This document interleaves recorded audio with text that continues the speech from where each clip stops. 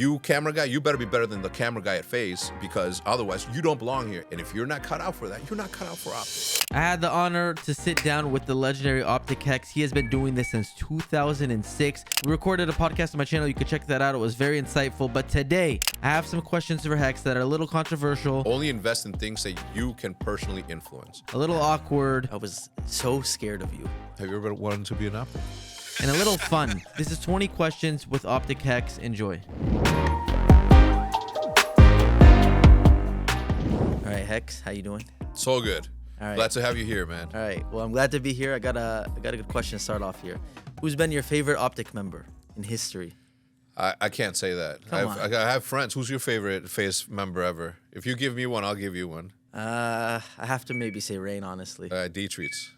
I like D-Treats. Okay. See, D-Treats is like, it's so far removed at this point, but Yeah. such a legend in my opinion that none of my great friends are going to feel Yeah. any sort of way about that.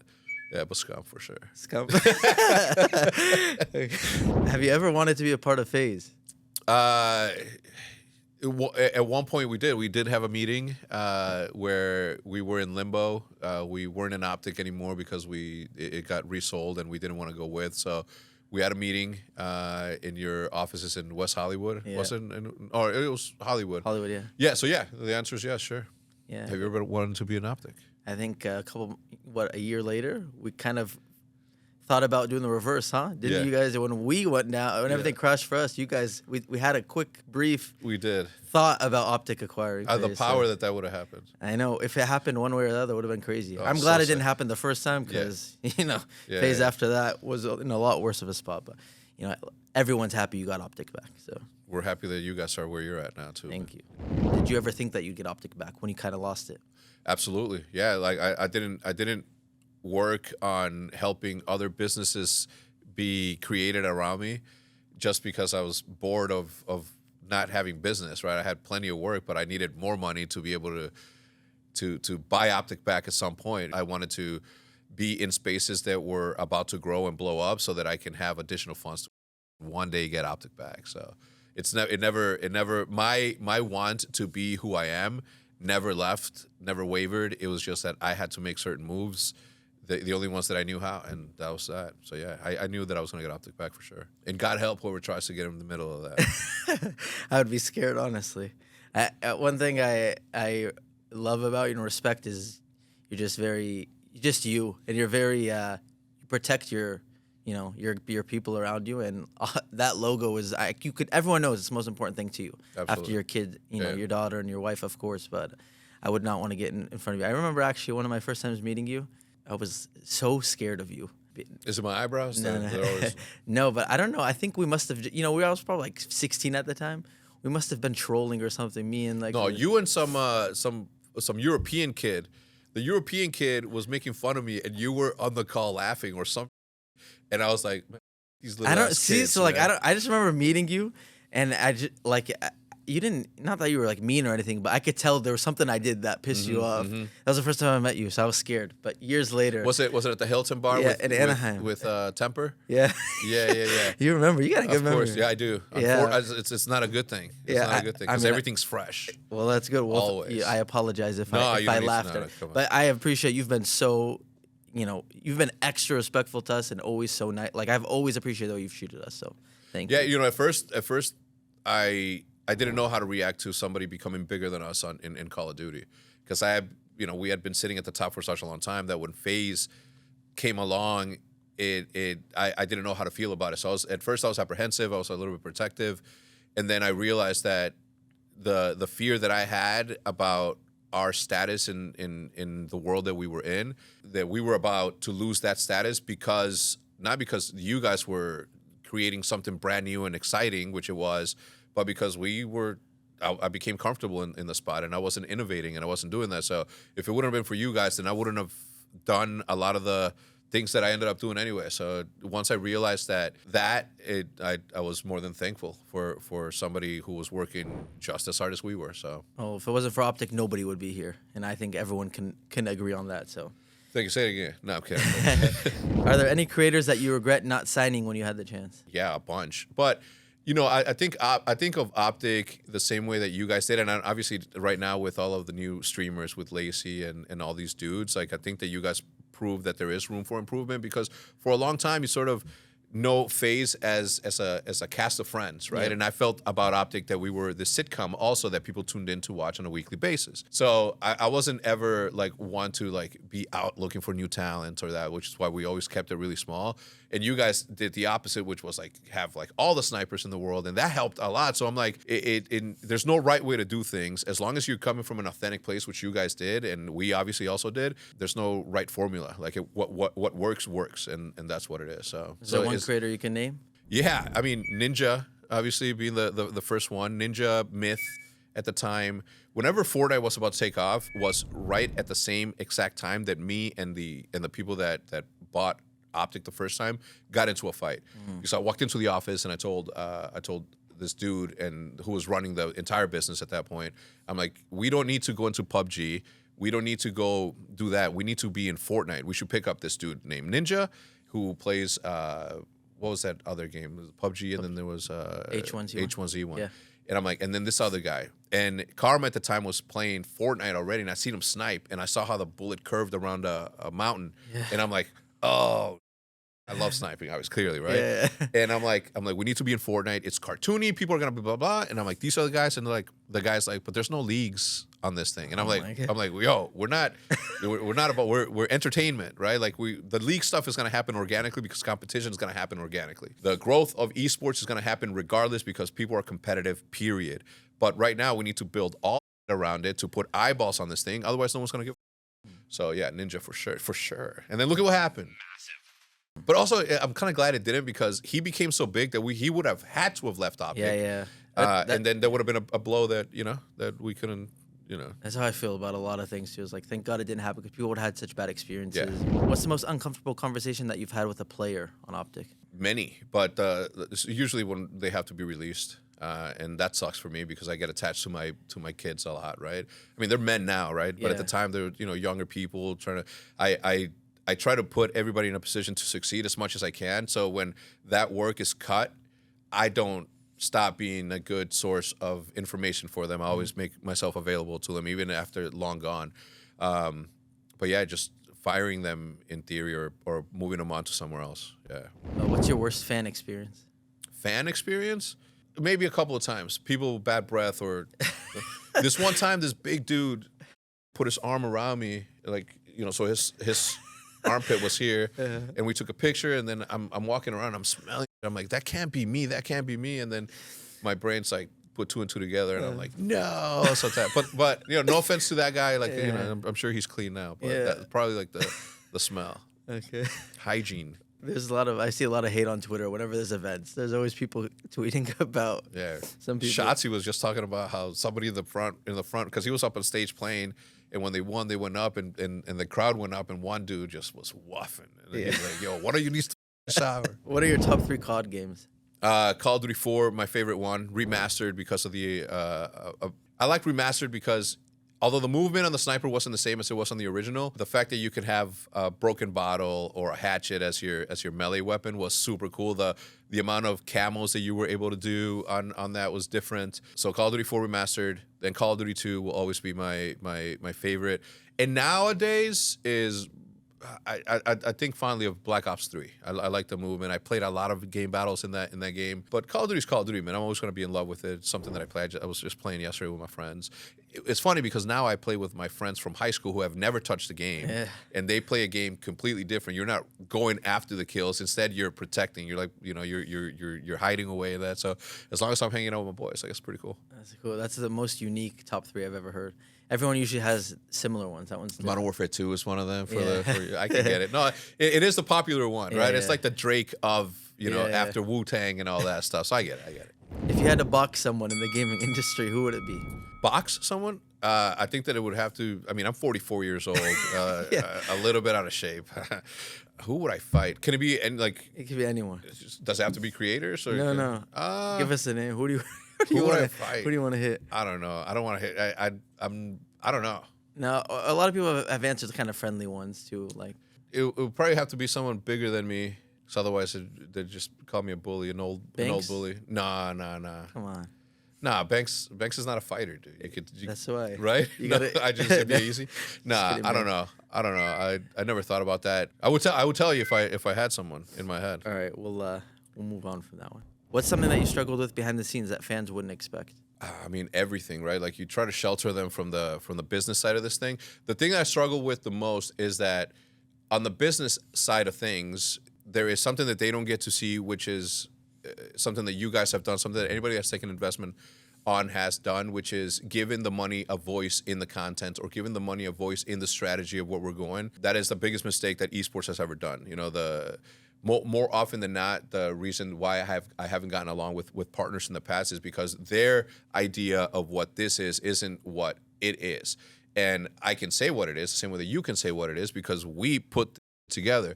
And it's like I build this table and then I'm asking somebody else, it's like, hey, what do you think that we should do to this table, right? Like that should never be the thing. Like they put money into something they fell in love with because they wanted to grow their money. But the second that the money's there, they don't allow the person who got to the point to entice them to put money in, to allow them to really make this thing become what it ultimately is going to be. So that's the biggest struggle. The biggest struggle is that everything that we do here is public.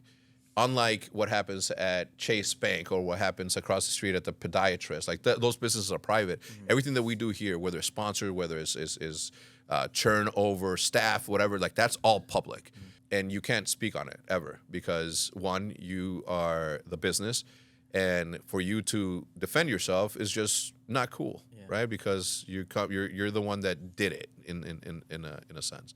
If you let go of someone because it's what's best for the business, they're going to go on Twitter and say, yeah, I just got let go after hard work of this, that, and the other. You can't go out there and say, like, you were only uploading once a week. You know what I'm saying? Like, you got fired because of that, not because of your abilities, right? In fact, you got fired because your talent was going to waste, and you're not going to do that in front of Hex, period. I understand that there's so many things the FaZe has been blamed, criticized for that have been understandable. But like to your point, there's so many things where you see something online, a narrative, and you're just like, I can't even fight this. Although it's so wrong or there's so much information missing. Like you said, it's just a lose-lose. You can't say anything. You just got to eat it. Yeah. And you just got to take it for the next couple of years. And yeah. I think that like you, when you're in the front lines, like everybody knows you because you've been in front of the camera for a decade, right? So everybody knows. Like if you were gonna up, you would have done it by now.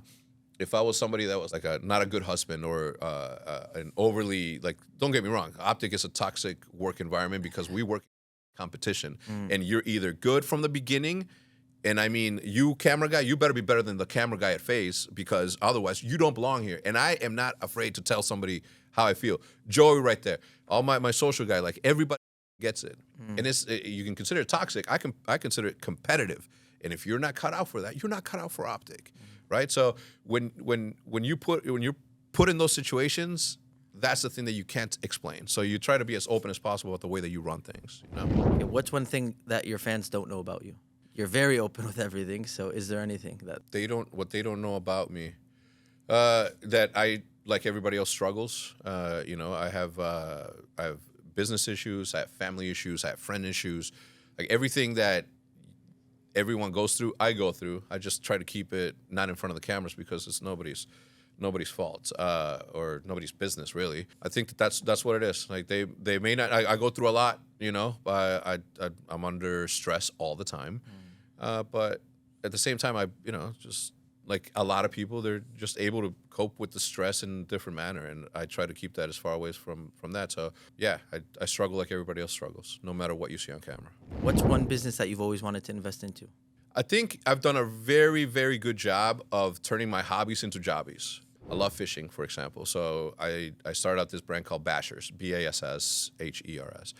But a friend of mine, Rob Turkla, had this idea of doing the same thing that he wanted to do the same thing that I was doing, vlogging, but in fishing. And I'm like, that actually might work. To answer your question is everything that I wanted to invest into, I have always invested into. I think I have good instincts. I think that I understand the space well enough to know where there's opportunity.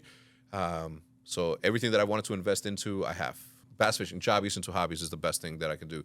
Because at that point, no matter what happens in the end, you have something that you're going to be proud of, which is whether a video or a swim bait. Now, obviously my friends are the ones that did all the work and all that, but everything that I've wanted to be a part of, I've been a part of. What's the most money that you've invested in one single project? Probably a little bit over $1 million into Pine Park. Yeah, Big investment. it is. What's your worst investment, inside or outside of gaming? Some meme coin somewhere. Oh, you fell into it too, huh? No, it's not. Listen, I believe in the technology. That's the Yeah, thing, yeah. and just like esports, Yeah. just like anything that's in the beginning stages, and there's gonna be bumps in that road no matter what. Yeah, So sometimes those become successful opportunities, and sometimes they become something else. But when you get to a level in which a very blessed level that you are able to put your own money, hard-earned money, into a toss-up, comes with the game. You win some, you lose some. I remember Banks one time in the office was speaking about some of the NFTs that he was invested into. Similar, like he made that comparison about early, Call of Duty and YouTube and how people used to look at it, and we were early, and he made me think about it that way as well. So I also ended up putting a lot of my money into that stuff. Yeah. Some of them were Just good, hold on some to of them it. were Hodl, right? That's what yeah, they say. that's what they say. See if it ever comes back. I don't know. Do you remember the first time you were recognized in public? Yes. It was my wife and I looking for a plushie. And at that time, I hadn't face revealed, but I was doing top 5 kill cams of the week. And top 5 kill cams of the week at that point was massive, right? So I was at a toy store, and I said, Jude, is this the one that we should get? The guy behind the counter, gets up. He was like the counter, he was below, fixing up. He gets up, and then he's like, are you that guy from OpTic? From Top 5 Kill? I'm like, yeah. He's like, dude, can I get a picture? And I was like, yeah, sure. That's sick. That was before face reveal. Yeah. Just from your voice, from that's the voice. I insane. mean, listen to it, dude. Well, yeah, you know what I'm got saying? an amazing voice, but So my wife was like, what? Then it made it easier for the wife, because at the time, my wife was the only one working. She was pregnant. She was working and paying all the bills. So we were shopping with her money. I was at the counter, hugging her from behind. You know what I'm talking? You ever seen that meme? It was like, but yeah, no, she's my first investor. I always call her that, and she recognized that, and gave me a little bit more time to continue to do what I was doing. What about you? do I remember my first time getting recognized? I must have just been at MLG Anaheim, to be honest. I don't know if it happened outside of that. But I mean, I definitely remember when I started getting recognized more. Like you said, there's some moments where it was there's some people that were there where it was like a cool, it kind of validated what you do, like you said. But I remember my first autograph. I have a picture of it. Really? Yeah, it was at an MLG here in Dallas. It was 2010. Some kid's like, yo, sign my thing. And I'm like, what? I'm like, bro, take my picture. And I was signing it. And I was like, oh my God, it was the best thing ever. You're a legend, Hex. You're a legend. I need an autograph, actually. I swear, I should get one on this. I By the got way, you. shout out Hex. He sent me this hoodie with this FaZe patch on it, so I had to bring it out. The for this. official, yeah. This is a great quality, too. What's a roster decision that you regret the most in OpTic history? The first thing that comes to mind is Dashy. Obviously, super talented player, incredible sniper. So obviously, I have a heart for my sniping brethren. Yeah, they dropped him because of in-game issues or out-of-game issues. He was just not being a good teammate, showing up late to content. And the way that I see it is I pay you well for 50-50. You're going to give me your professional stuff, but you're going to give me the camera time. And the camera time, believe it or not, is going to make you bigger, which is going to put you in a position to negotiate against me in the future, which is fine by me because we're all growing and I'm here to do whatever it takes to be around for as long as it takes. Dashy, anytime we dropped Dashy I knew it was a bad move. Deep down in my heart, I felt it, and I've been such a stickler for allowing the players to make the decisions on who they play with because of the chemistry. Yeah. But at some point or another, cooler heads have to prevail, and you have to tell, you don't know. Now that Scump's gone, I could, you know what I'm saying? I could pretty much enforce that anytime. Because I did, Scump, that was his team, he was, that's his squad. But now that he's retired, I got tell Shotzi, I'm like, yo, I'm going to make these moves for you. You're going to be better off. Trust. No more regrets now. Yeah. If you could go back in time and change one thing, what would it be? Besides the OpTic sale. I wouldn't change the OpTic sale. Really? No. I would have done something different. Regret was not X-Jaws. We were in California. It was the first time I ever seen an Uber. And I'm like, this is genius. And if I would have done a little bit more research and I could have seen that $10,000 would have got me X%. Bitcoin, I would have not got, dude, I'm going to tell you something. This guy stole my OpTic Hex account and he said, "Yo, I'll give it back to you if you give me $200 worth of Bitcoin." And I was like, "What? Bitcoin?" Had I known, Yeah. right? And I would have done a little bit of research. Just like you just don't know where it is. So those are my two regrets that I'm like, ugh. It's insane because Keemstar, for whatever reason, it's not like I talked to him that much, but he messaged me in like 2013, 2014. He's like, buy Bitcoin, buy Bitcoin. At that point, Keemstar made so much money off random things, like, you know. So I was like, okay, I put like $1,000 in Bitcoin at the time. It was $200 in Bitcoin. So I was supposed to have 5 Bitcoin. 2 weeks later, Coinbase, just for whatever reason, somehow, I still have the email. They canceled the transaction and they refunded it. So, and then I was like, you know what? I don't understand this. Not that it's a scam, but I was like, I don't get this. And I just moved on. Never bought back.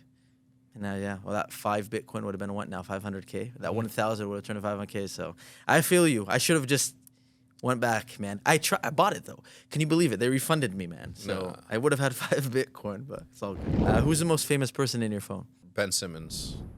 I usually say Banks. Yeah, I was going to say. Yeah, I usually say Banks because that guy knows everyone.